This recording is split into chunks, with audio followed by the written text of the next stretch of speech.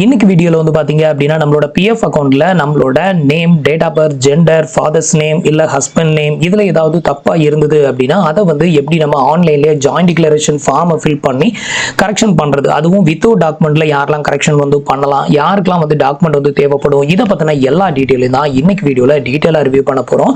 வீடியோவை ஸ்கிப் பண்ணாம ஃபுல்லாவே பாருங்க. அதுக்கு முன்னாடி நீங்க இது மாதிரியான பிஎஃப் அக்கௌண்ட் ரிலேட்டடான அப்டேட் இன்ஃபர்மேஷன் தெரிஞ்சுக்க மறக்காம நம்ம சேனலை ஃபாலோ பண்ணிக்கோங்க. ஸோ இப்போ வந்து பாத்தீங்கன்னா நான் வந்து ஒரு பர்சனுக்கு வந்து கரெக்ஷன் வந்து பண்ண போறேன். ஸோ இவங்களுக்கு என்ன பிரச்சனை அப்படின்னு கேட்டீங்கன்னா, அவங்களோட நேம்ல வந்து ஃபாதர்ஸ் நேம் ஆடட் ஆயிருக்கு, அவங்களோட ஆதார் கார்டுல இனிஷியல் மட்டும் தான் வந்து இருக்குது. அதே மாதிரி வந்து டேட் ஆஃப் பர்த் வந்து பாத்தீங்கன்னா 1 இயர் டோட்டலா டிஃபரெண்டா இருக்குது. ஸோ அந்த ரெண்டையுமே இப்போ ஜாயிண்ட் டிக்ளரேஷன் ஃபார்மை யூஸ் பண்ணி நம்ம எப்படி கரெக்ஷன் பண்றது, அதுவும் வித்தவுட் டாக்குமெண்டேஷன்ல எப்படி கரெக்ஷன் பண்றது அப்படிங்கறத பார்க்கலாம். ஃபர்ஸ்ட் வந்து பாத்தீங்க அப்படின்னா டாக்குமெண்ட் அப்லோட் யாருக்கெல்லாம் வந்து கேட்கும், யாருக்கெல்லாம் கேட்காது அப்படிங்கறத சொல்றேன்.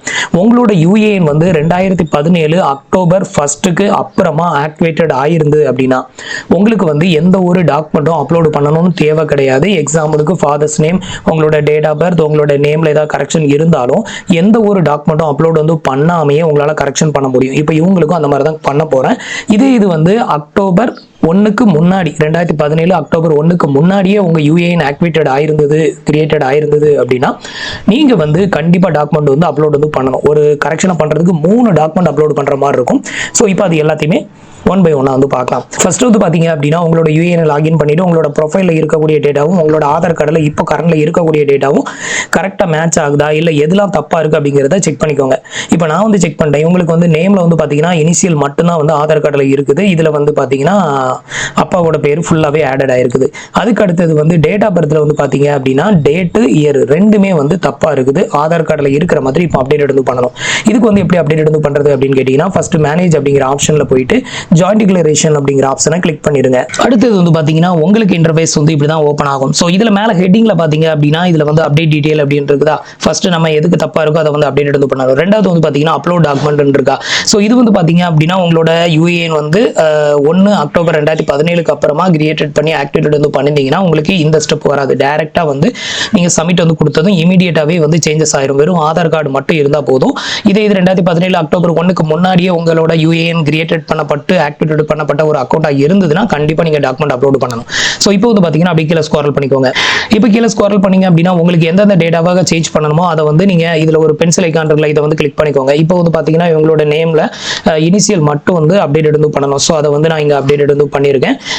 இதுல வந்து ஸ்பெல்லிங் எல்லாம் கரெக்டா இருக்குதா அப்படின்னு ஒரு டைமுக்கு 2 டைம் செக் பண்ணிக்கோங்க. அடுத்தது டேட் ஆஃப் பர்த்தை வந்து சேஞ்ச் பண்ணணும். ஸோ அதையும் எடிட் ஆப்ஷனை கிளிக் பண்ணி சேஞ்ச் பண்ணிக்கிறேன்.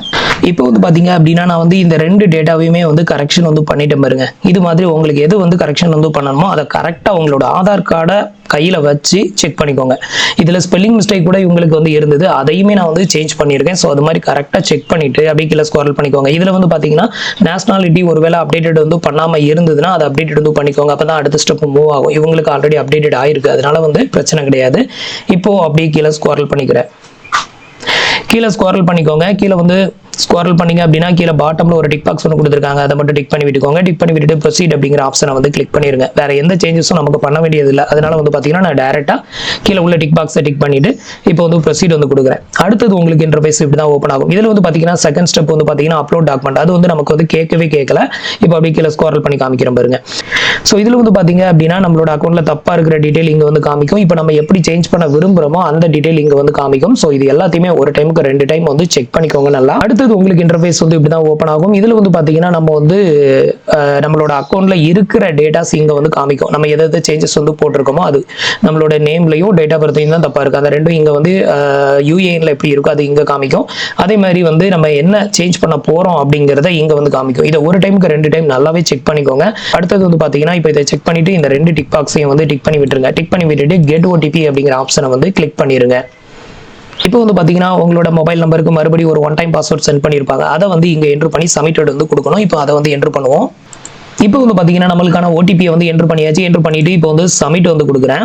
இப்போ பேஜ் வந்து லோட் ஆகும், கொஞ்சம் டைம் வந்து வெயிட் பண்ணுங்க, ரீலோட் எதுவும் பண்ணாதீங்க. இதை வந்து சிஸ்டத்தில் பண்ணும் பட்சத்தில் நீங்கள் வந்து ஃபயர்பாக்ஸ் ப்ரௌசர் அப்படிங்கிற இந்த ஒரு ப்ரௌசரை யூஸ் பண்ணி பண்ணுங்க, உங்களுக்கு ஈஸியாக வந்து அப்டேட்டட் ஆகும். இது வந்து கூகுள் குரோம் வச்சு பண்ணும்போது உங்களுக்கு டைம் ஆகும். இப்போ வந்து பார்த்தீங்கன்னா சேஞ்ச் ரிக்வெஸ்ட் சேவ் சக்ஸஸ்ஃபுல் அப்படின்னு வந்துருச்சு பாருங்க. இப்போ வந்து பார்த்தீங்கன்னா நம்மளுக்கு வந்து இது வந்து அப்ரூவ் ஆயிருச்சு. இதுக்கு வந்து வெயிட்டிங்ல இருக்கணும் அப்படின்லாம் அவசியம் கிடையாது. இதுக்கு வந்து நம்ம கம்பெனியோட எம்ப்ளாயர் யாரும் அப்ரூவ் பண்ணணும், அதுக்கப்புறம் பிஎஃப் ஆஃபீஸ் அப்ரூவ் பண்ணணும் அப்படிங்கிற எந்த தேவையுமே கிடையாது. நம்மளோட ஆதார் கார்டு டீட்டெயில் மட்டும் கரெக்டாக இருந்ததுன்னா அதை பேஸ் பண்ணியே நம்ம இமீடியட்டாக நம்மளோட டேட்டாவை சேஞ்ச் பண்ணிக்கலாம். ஸோ இப்போ வந்து பார்த்தீங்கன்னா நம்ம சக்ஸஸ்ஃபுல்லாக சேஞ்ச் பண்ணிட்டோம். இவ்வளோதான் வந்து பார்த்தீங்கன்னா நம்ம ஜாயிண்ட் டிக்ளரேஷன் ஃபார்மில் எந்த ஒரு டாக்குமெண்ட்டும் அப்லோட் வந்து பண்ணாமையே நம்மளோட டேட்டாவை ஆன்லைனில் கரெக்ஷன் பண்ணுறதுக்கான ப்ரொசீஜர். ஸோ இன்னைக்கு வீடியோ உங்களுக்கு யூஸ்ஃபுல்லாகவும் இன்ஃபர்மேட்டிவாகவும் இருந்திருக்கும்னு நினைக்கிறேன். நம்மளோட வீடியோஸ் பிடிச்சிருந்ததுன்னா லைக் பண்ணுங்க, ஷேர் பண்ணுங்க, கமெண்ட் பண்ணுங்க, மறக்காம நம்ம சேனலுக்கு சப்ஸ்கிரைப் பண்ணி சப்போர்ட் பண்ணுங்க. தேங்க்ஸ் ஃபார் வாட்சிங்.